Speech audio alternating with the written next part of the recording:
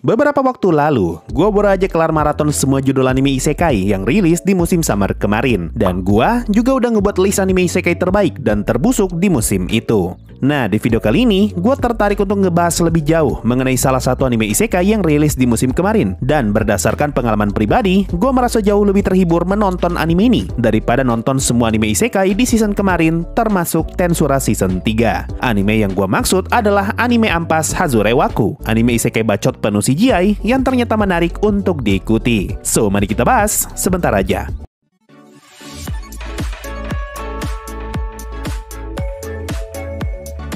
Pertama, mari kita bahas premisnya dulu. Kalau kalian belum tahu, anime Hazure Waku bercerita mengenai sekelompok anak SMA yang terpanggil ke dunia lain dan sama seperti kebanyakan isekai serupa. Mereka semua mendapatkan kekuatan super berdasarkan kelas yang mereka terima. Kurang lebih premisnya mirip seperti Arifureta dan Isekai Instant Death. Tipikal cerita isekai dengan banyak karakter dari Jepang, dan MC kita bakal dianggap sebagai karakter paling tidak berguna. Tapi di luar perkiraan, ternyata justru MC kita lah sosok yang paling OP di antara mereka semua. Nah, MC di Hazure Waku mendapatkan titel pahlawan kelas E, dan hal ini ngebuat dia langsung dipandang rendah oleh semua orang yang ada di sana, termasuk teman satu kelasnya. Dan yang lebih parah lagi, si MC malah dijadikan contoh untuk diperlihatkan kepada semua orang mengenai apa yang akan terjadi jika mereka sampai dicap sebagai pahlawan yang tidak berguna. MC kita kemudian dibuang ke dalam dungeon oleh Dewi, dan hal ini ngebuat MC kita menyimpan dendam kepada si Dewi. Mulai dari sini, cerita Hazure Waku pun dimulai. Cerita mengenai pahlawan super lemah yang ingin membalas perbuatan si Dewi setelah dia hampir mati akibat dibuang oleh Dewi ke dalam dungeon. Secara premis sih kalau didengar menarik. Siapa coba yang tidak suka dengan cerita balas dendam? Menurut pengalaman gue pribadi, cerita balas dendam selalu jadi premis yang sangat menarik untuk diikuti. Mau itu di manhwa Korea, manhwa Cina, ataupun manga Jepang. Rata-rata cerita balas dendam mempunyai daya tarik yang serupa, yaitu rasa puas ketika si MC berhasil mengalahkan dan membalas semua orang yang telah berbuat jahat kepada dirinya. Nah, anime Hazure Waku bisa dibilang sukses dalam mendeliver perasaan ini, terutama di episode keduanya. Malahan menurut gua, salah satu momen paling bagus di anime ini ada di episode 2, yaitu ketika si MC berhasil menjebak monster yang bentuknya kayak kepala orang. Awalnya, gua cuma nonton episode 1 Hazure Waku ketika animenya baru saja rilis, dan setelah animenya tamat, gua baru mulai maraton namatin anime ini dari episode 2. Gua ingat banget, impresi pertama gua ketika nonton episode 1-nya jelek banget. Tapi ketika gua lanjut nonton episode 2 dan masuk ke scene monster tadi, seketika ekspektasi gua berhasil terpatahkan, dan ternyata anime ini tidak sebusuk yang gua bayangkan.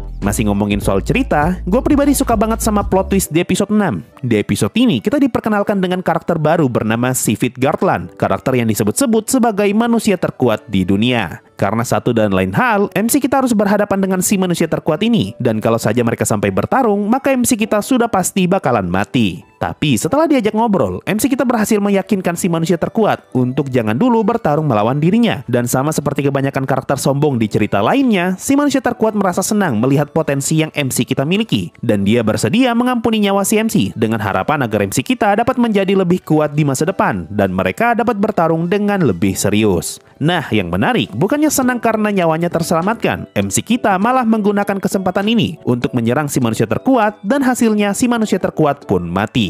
Gue pribadi sama sekali tidak bisa menebak plot twist yang satu ini. Meskipun gue udah baca versi manganya dan gue udah tahu mengenai plot twist ini, tapi setelah gue nonton bagian ini dalam bentuk anime, gue langsung merasa kalau plot twistnya ternyata menarik. Kalau di cerita lain, biasanya hanya akan ada dua skenario yang bakalan terjadi, yaitu manusia terkuat pergi dan menganggap si MC sebagai rival yang akan dia lawan di masa depan, atau si manusia terkuat malah tiba-tiba mati konyol setelah menganggap remeh si MC. Hazure Waku malah mengambil jalur tengah dari dua skenario tadi, yaitu membuat premis seakan-akan si manusia terkuat akan pergi dan menganggap si MC sebagai rival. Tapi di saat yang bersamaan, si manusia terkuat malah mati konyol karena dia telah meremehkan si MC. Jujur ya, gue tuh agak nyesel karena pernah baca manga Hazure Waku, dan gue malah keingat dengan plot twist si manusia terkuat ini. Padahal sudah lama sekali sejak terakhir kali gue baca manganya Hazure Waku. Andaikan gue nggak pernah baca manganya, mungkin gue bakal dibuat terkejut ketika nonton bagian ini. Itu aja sih kalau ngomongin soal ceritanya Hazure Waku. Alasan utama kenapa gue lebih suka nonton anime ini daripada Tensura Season 3 murni karena ceritanya doang. Di saat Tensura belakangan ini lebih banyak scene rapat daripada scene serunya, Hazure Waku menawarkan premis cerita pasaran yang memang terbukti disukai oleh banyak orang. Tapi meskipun pasaran, masih ada beberapa twist cerita yang gue sebutkan tadi yang sukses ngasih rasa baru di anime ini. Sekarang mari kita ngomongin soal karakternya. Kalau ada satu hal yang paling gue kesalkan dari anime Hazure Waku adalah sifat karakter sampingannya yang kayak binatang. Salah satu hal yang paling tidak gue sukai ketika ngikutin cerita isekai adalah ngelihat terlalu banyak karakter yang terkirim ke isekai. Gua sangat tidak suka dengan premis isekai semacam ini, karena premis seperti ini punya potensi besar untuk gagal. Kita sama-sama tahu kalau karakter yang terkirim ke isekai biasanya mendapatkan kekuatan OP. Dan kalau terlalu banyak karakter OP yang berasal dari bumi, hasilnya bakalan ngebuat peran karakter asli isekai jadi terasa kurang penting. Syukur-syukur kalau eksekusi ceritanya bagus, di mana porsi karakter asal isekai dan karakter dari Jepang sama-sama berguna. Contohnya kayak Tensura. Semua yang nonton Tensura pasti ingat sama karakternya Yuki, Hinata, Shion, Milim, dan Veldora. Tapi kalau eksekusinya kayak Isekai Suicide Squad dan Isekai Shikaku, siapa coba yang ingat nama-nama karakter sampingannya?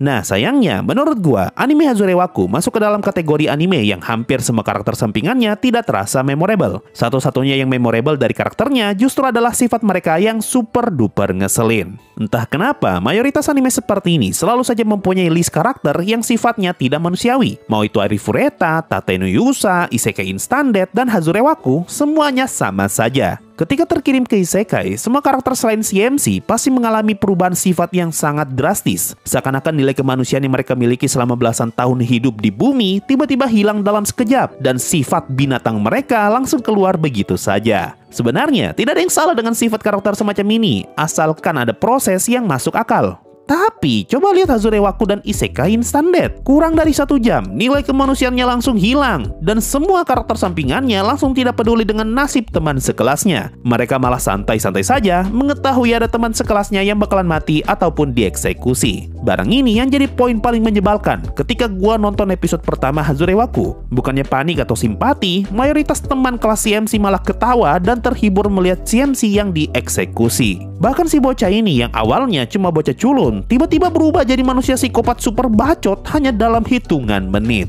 Coba bayangkan, development karakter semacam ini terjadi ke karakter seperti Subaru. Subaru yang awalnya karakter egois dan menyebalkan, tiba-tiba berubah jadi pribadi lebih baik hanya dalam hitungan menit saja. Atau Rodeus yang aslinya manusia sampah, tiba-tiba berubah jadi sosok mulia hanya dalam hitungan beberapa menit saja setelah dia tiba di isekai. Kalau hal semacam ini terjadi, gue sangat yakin kalau reputasi anime Re:Zero dan Mushoku Tensei pasti tidak akan sebagus sekarang. Karena kita sama-sama tahu kalau development karakter semacam ini tidak masuk akal dan sangatlah bodoh. Hal lain yang juga tidak kalah nyebelin dari anime ini adalah karakternya yang bacot. Definisi bacot itu apa sih? Menurut gua, suatu karakter bisa dibilang bacot ketika karakter itu lagi ngomong sama karakter lain. Tapi bukannya saling bertukar dialog, salah satu karakternya malah ngomong sendiri dan makan durasi terlalu lama. Sementara lawan bicaranya hanya kebagian jatah ngomong sebentar saja. Contoh paling terasa ada di episode 1. Gua yakin kalian semua sadar kalau sebagian besar dialog di episode 1 keluar dari mulutnya si Dewi. Contoh di episode 3, ketika si cewek ketemu dengan si Dewi tuh ngomong sendiri sampai 40 detik. Dan setelah itu dibalas dengan si cewek yang cuma ngomong 2 detik doang.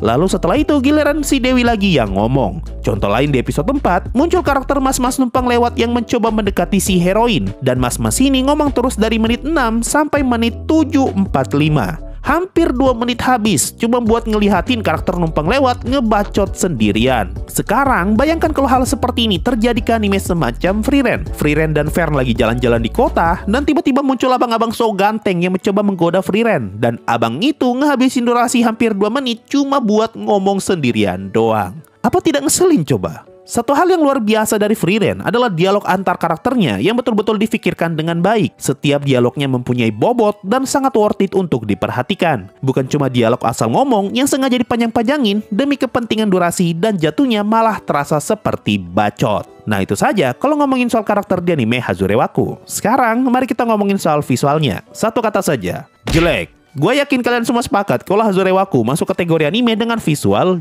jelek. Bagaimana tidak? Animenya suka banget pakai CGI. Dan masalahnya bentukan CGI-nya sama sekali tidak kelihatan bagus. Dan yang lebih parah lagi, battle di episode terakhir yang harusnya kelihatan epic jadi kelihatan aneh banget karena scene-nya yang full CGI. Kasusnya tuh sama kayak anime Kenja no Deshi, Isekai Cheat, dan Black Summoner yang animenya tiba-tiba berubah jadi full CGI ketika masuk ke dalam scene battle. Cuma Hazure Waku bisa dibilang lebih parah lagi karena animenya sering banget jadi CGI bahkan ketika tidak sedang bertarung. Contoh di bagian awal episode 4, kita sempat diperlihatkan si MC yang lagi jalan di kota dan scene jalan ini malah dibuat pakai CGI. Bagaimana bilangnya ya, gue sangat menyayangkan aja. Ada banyak banget judul anime isekai yang menurut gue bagus, tapi jadi ampas gara-gara adaptasi animenya yang jelek dari segi visual. Contoh paling baru adalah Mao sama Retry. Kalau kalian pernah baca manganya, anime ini menarik banget. Soalnya si Mao sama punya banyak banget bawahan yang masih belum terpanggil, dan gue sangat tertarik untuk ngelihat semua bawahan yang Mao sama miliki. Tapi sayang, karena visual animenya yang busuk, alhasil ngebuat nama Mao sama Retry jadi sangat jelek. Contoh lainnya, Kenja no Deshi. Di manga, semua summonnya CMC kelihatan keren. Tapi ketika jadi anime, semua summonnya malah jadi CGI. Dan unsur kerennya malah hilang akibat visual CGI-nya yang jomplang. Hazure Waku juga sama. Bentuk monsternya kelihatan mengintimidasi. Tapi masuk anime, wujud monsternya malah kelihatan aneh karena dibuat dengan CGI. Tapi meskipun mayoritas CGI di Hazure Waku jelek, ada satu episode yang menurut gua CGI-nya lumayan, yaitu CGI di episode 2 ketika CMC bertarung melawan monster yang bentuknya cuma kepala doang. Ketika nonton episode ini, harus gue akui kalau CGI monsternya betul-betul kelihatan ngeri. Dan scene ini juga lah yang ngebuat gue yakin kalau Hazure Waku punya potensi untuk jadi anime bagus kalau saja eksekusinya serius. Visual animenya tidak perlu dibuat terlalu bagus, cukup dibuat kayak Tate no Yusa season 1 saja. Itu sudah lebih dari cukup. Soalnya dengan visual sejelek ini, scene CMC ngelawan monster kepala dan scene CMC ngelawan manusia terkuat, keduanya sudah terasa bagus. Apalagi kalau visualnya dibuat dengan lebih serius. Sangat disayangkan sekali. Gua rasa itu saja sih yang bisa gua bahas dari anime Hazure Waku. Anime yang banyak sekali kurangnya, tapi masih tetap enak untuk ditonton.